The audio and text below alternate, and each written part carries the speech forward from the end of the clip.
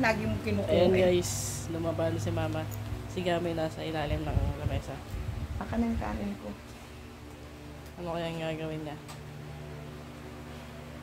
Pero, inaantok siya. Ay, kukunin ko sana yung ano ko dun eh. Inaantok. Kunin mo nga yung ano ko dun. Inaantok.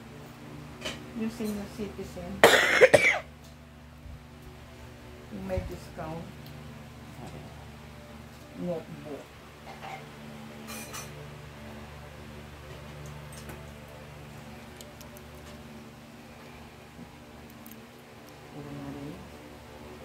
Baka na yung kanin ko. Yan o. Yan. Kanin. Abot mo lang. Yan o.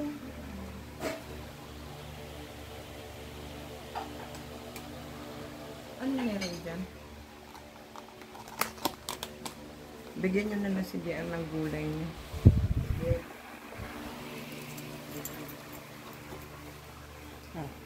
Okay pa nyo guys.